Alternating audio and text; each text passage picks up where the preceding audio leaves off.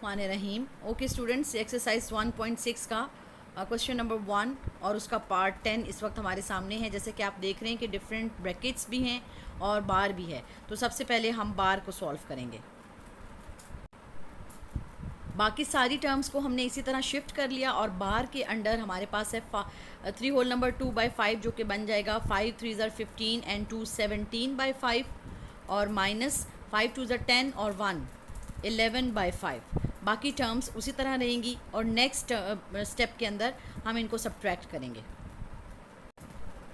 Okay, अब बाकी terms इसी तरह शिफ्ट हो गई और 5 और 5 का एलसीएम 5 आ गया। 5 1 ज़ा 5, इसलिए 17 इंटू 1 17 ही रहेगा। 5 1 ज़ा 5 तो 1 इंटू 11 11 ही रहेगा। अब अभी भी ये बार सॉल्व नहीं हुई, इसलिए बार अभी रहेगी।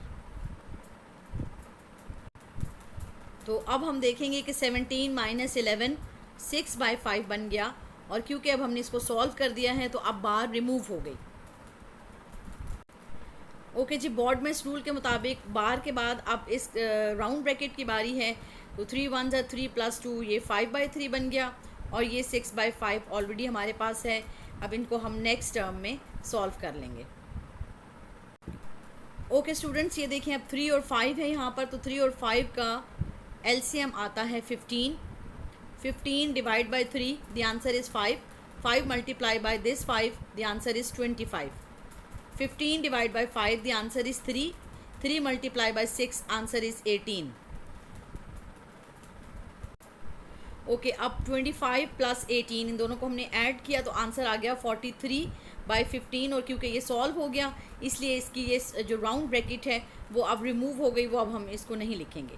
नेक्स्ट स्टेप के अंदर नेक्स्ट ब्रैकेट को सॉल्व किया जाएगा।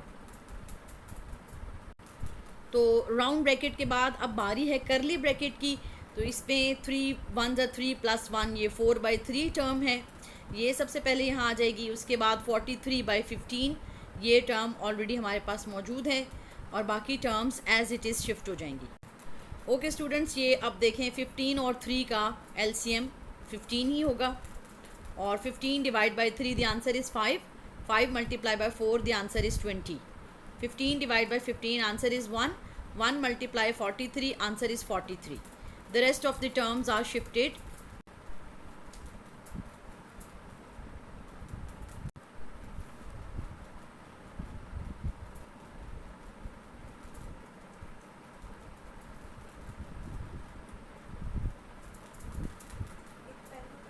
अब नहीं बोलना। तो यहाँ पर अब हमने इनको मल्टीप्लाई किया। 11/1 इंटू 1/63 इंटू 13।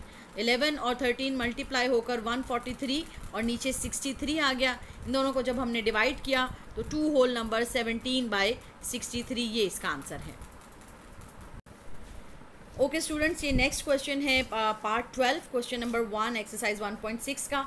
तो इसमें आप देख रहे हैं करली ब्रैकेट और करली ब्रैकेट, कर्व ब्रैकेट और स्क्वायर ब्रैकेट सभी हैं। और अब हम देखेंगे कि कर्व राउंड ब्रैकेट के अंदर प्लस और मल्टीप्लाई दोनों हैं। तो हम सबसे पहले बॉर्डमैस रूल के मुताबिक मल्टीप्लाई करेंगे। तो अब यहाँ पे क्योंकि हमने पहले मल्टीप्लाई करना है इन दोनों टर्म्स को, 1.23 को जब 2.1 के साथ मैंने मल्टीप्लाई किया तो ये इसका आंसर 2583 है। अब इसके अंदर हमने डेसिमल किस तरह से पुट करना है, हम यहाँ से डिजिट्स को काउंट करेंगे 1 2 और 3। ये तीन डिजिट्स हैं राइट साइड पर, डेसिमल के राइट साइड पर 3 डिजिट्स हैं, 2 इसके हैं और 1 इसका। तो यहाँ पर भी हम राइट साइड से 3 डिजिट्स के बाद डेसिमल पुट कर देंगे तो ये आ जाएगा 2.583। इस 2.583 को हमने यहाँ पर शिफ्ट कर लिया और अभी ये ब्रैकेट क्योंकि पूरी तरह सॉल्व नहीं हुई, इसमें अभी हम यहाँ ऐड करेंगे नेक्स्ट स्टेप में, उसके बाद ये सॉल्व होगी। ओके स्टूडेंट्स, जब हम इन दोनों को ऐड करेंगे 1.45 और 2.583 को, तो एक चीज़ जिसका आपने ख्याल रखना है कि डेसिमल के नीचे ही डेसिमल आना चाहिए, ठीक है। बाकी टर्म्स जैसे भी जितनी भी हैं वो रहेंगी, लेकिन डेसिमल के नीचे डेसिमल पुट होगा। उसके बाद ये सॉल्व हो गया। 3 के नीचे कुछ नहीं है, ऐड हो गया 8 एंड 5 13, 1 कैरी 5 4 और 1 ऐड होकर 10 और 1 कैरी 2 1 और 3 4, तो ये 4.033 आ गया। इस 4.033 को हमने यहाँ पुट कर दिया, और क्योंकि ब्रैकेट सॉल्व हो गई है इसलिए अब राउंड ब्रैकेट नहीं आएगी। अब बारी है इस करली ब्रैकेट की, तो इसमें डिवीजन का साइन है जो कि मल्टीप्लाई में चेंज हो जाएगा और 1/4033 बन जाएगा, यानी 12.099 अब डिवाइड होगा 4.033 से। ये देखें, हम इसको यूं भी लिख सकते हैं, 12 वाली टर्म इस 1 से मल्टीप्लाई हुई तो 12.099 और डिनोमिनेटर में 4.033। अब ये दोनों डिवाइड होंगे। अब डिवाइड करने के लिए डिविज़र जो है, ये डिविज़र, इसके अंदर डेसिमल नहीं होना चाहिए, तो डेसिमल इसका यहाँ पर है इस जगह पे, तो ये 3 पोजीशंस राइट को मूव कर जाएगा, तभी इसमें से गायब होगा 1 2 3। तो इसी तरह डिविडेंड में से भी हम 3 पोजीशंस में इस डेसिमल को मूव कर देंगे राइट साइड पे, तो वो डिविज़र और डिविडेंड दोनों में से रिमूव हो जाएगा। ये बन जाएगा 12099। असल में इसका डेसिमल यहाँ है, जिसको ना भी लिखें तो कोई फ़र्क नहीं पड़ता, और 4033 जिसका डेसिमल असल में यहाँ है, जो ना भी लिखें तो कोई फ़र्क नहीं पड़ता। अब 4033 को जब हम 3 से मल्टीप्लाई करते हैं तो हमारे पास ये 12099 आ जाता है। इस तरह इसकी डिवीजन का आंसर है 3। अब डिवीजन का ये जो आंसर है 3, इसको हमने यहाँ लिख दिया, और क्योंकि ये सॉल्व हो गया इसलिए ये करली ब्रैकेट यहाँ पर अब नहीं लिखी जाएगी। अब सिर्फ हमारे पास स्क्वायर ब्रैकेट है, और अब हम इन दोनों को मल्टीप्लाई कर देंगे। सॉरी, मल्टीप्लाई नहीं, ये प्लस का साइन था, ठीक है, यहाँ पर आप इस साइन को प्लस का साइन कर दें। ये साइन प्लस का साइन है, ये मल्टीप्लाई का साइन नहीं है, इसको मैं प्लस में कन्वर्ट कर रही हूँ। प्लस प्लस, ये प्लस का साइन, इन दोनों जब ऐड होंगे तो 2.35 प्लस 3 ये ऐड होकर बन जाएंगे 5.35।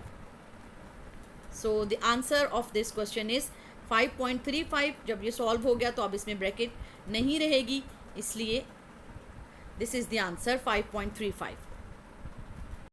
Okay students, this is part 14, और जिससे कि आप इसमें देख रहे हैं कि जो राउंड ब्रैकेट है उसके अंदर 3 टर्म्स ऐड हो रही हैं, तो अब मैं इन तीनों को ऐड करूँगी।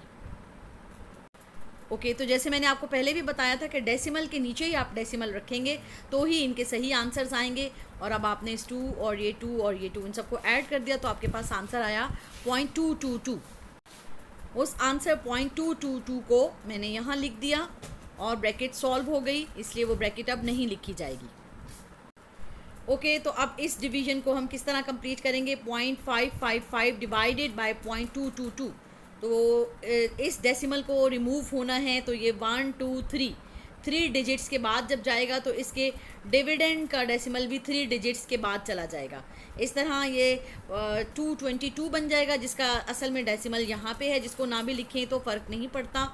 और 555 के बाद जो डेसिमल है वो 3 डिजिट्स मूव करने के बाद यहाँ चला गया, जिसको ना भी लिखें तो फ़र्क नहीं पड़ता। अब 222 को 2 से मल्टीप्लाई करेंगे तो 444 आ जाएगा, इनको सब्ट्रैक्ट करेंगे तो 111 आ जाएगा।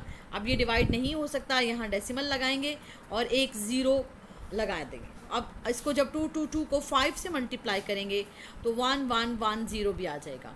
तो इस तरह हमारे पास आंसर आया 2.5।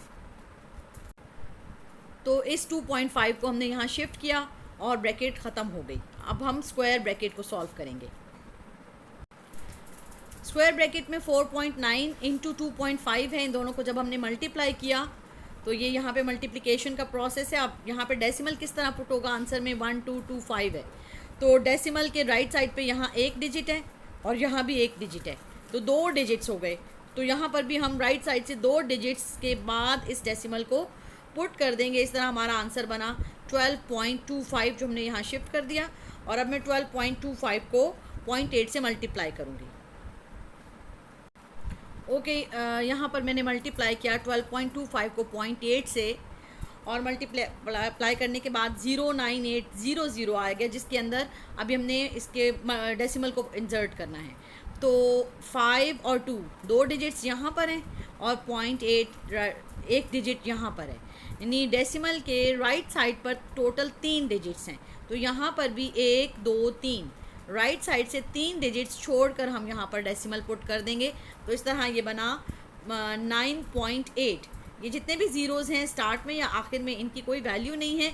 बेसिकली ये है 09.800, बट ना तो इस ज़ीरो की वैल्यू है ना इन दो ज़ीरोज़ की वैल्यू है।